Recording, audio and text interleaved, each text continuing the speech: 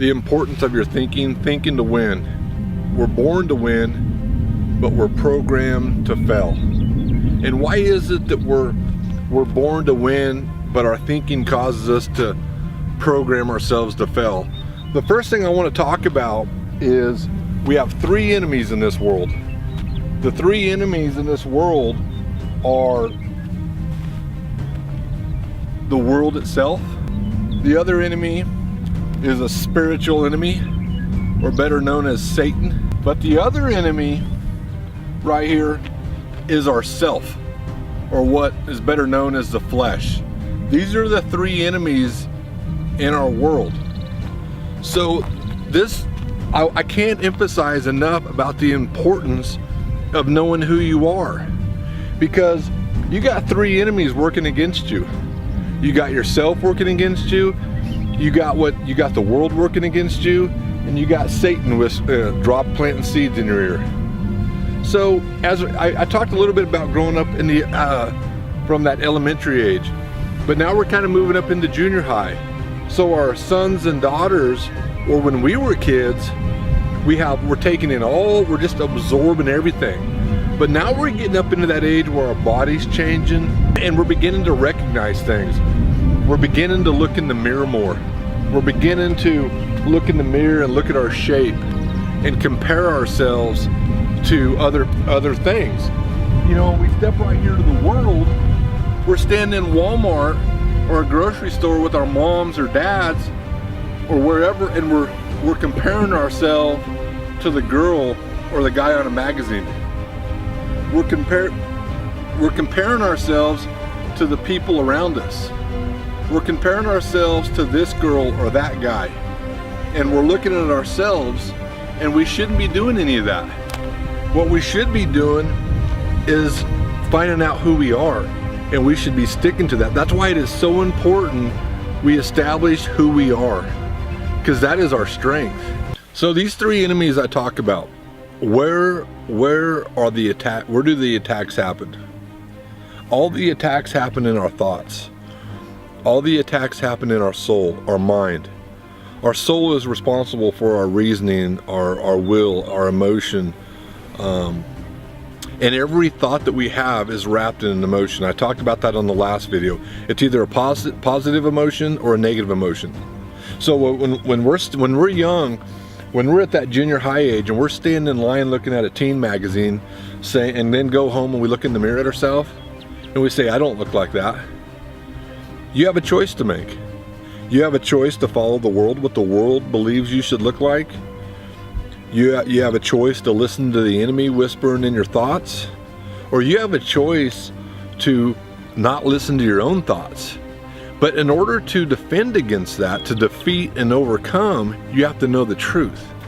So you have to know who you are, and you have to know what to believe. You have to believe that you're beautiful, you're wonderful, and you're unique. That is the truth. You're not supposed to look like everybody else. You're not supposed to think like everybody else. You're supposed to be you. You need to be the best you can. You shouldn't be defining yourself by what the world looks like or what the world says you should look like. But in order to do that, we have to know how to think right. And we have to know how to identify those thoughts before they take root in us. You can't be thinking about those things. You immediately got to think about the truth and how wonderful and beautiful you are. That's where you free yourself.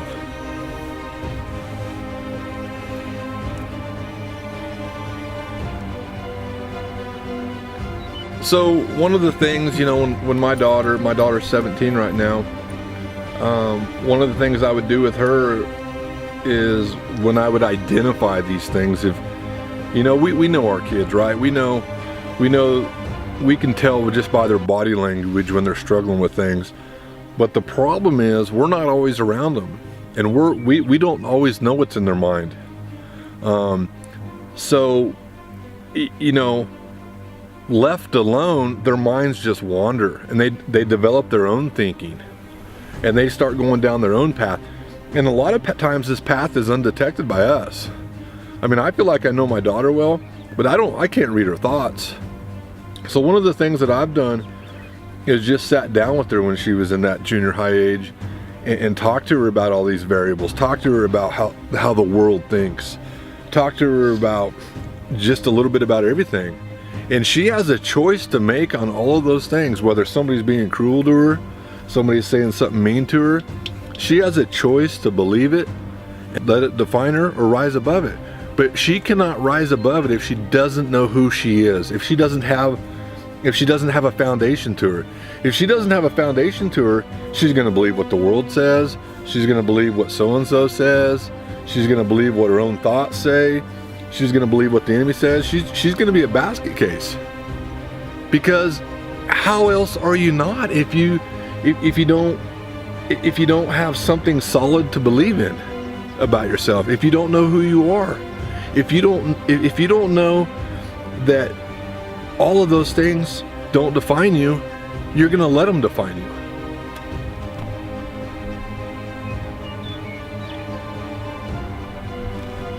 Life comes down to our thinking.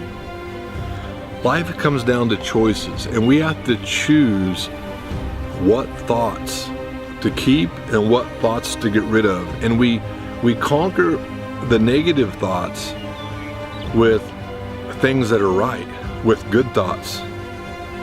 And what happens is we begin to destroy those negative emotions.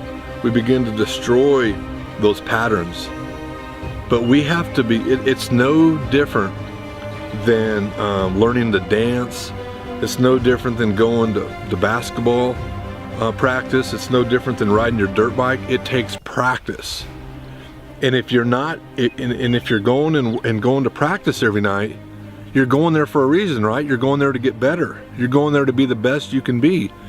Well, our thinking is the same way. And sometimes we put so much emphasis on our physical appearance, whether it's working out, whether it's getting in better shape. We forget all about what's going on up here.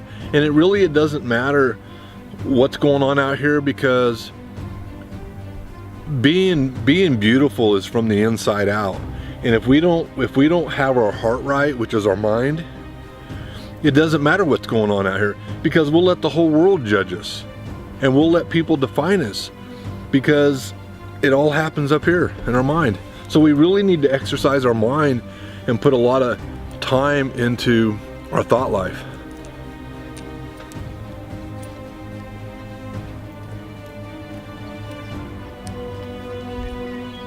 You know, one of the things, one of the reasons I know these things is because I'm talking from my own experience. I remember growing up and moving to a new place and not knowing anybody and having some events happen to me that actually, I remember it was just like one thing that set everything in motion. And it destroyed my confidence. It made me question who I was. And a lot of times my parents didn't know about these things. These were things I took to bed with me. These are things I thought about when I was alone. And they just manifested. And it demoralizes you and takes away your self-esteem. But at the same time, I remember events, encouragement, or thinking a certain way for a second, and it gave me peace. And I remember I began to lock on to that peace. And I remember I began to lock on to those good feelings it gave me, right?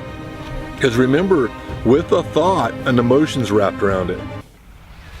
So with that thought and that emotion, you begin to go, hey, this kind of feels good, right?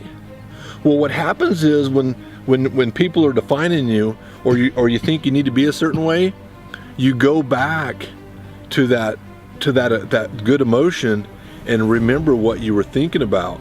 And usually it's going back to what's true and right. And that's what we have to do. You don't have to live this life of fear. That life of fear and those insecurities in life, that is learned. That's just like going to basketball practice or football practice. It is learned, and it's learned from thinking wrong.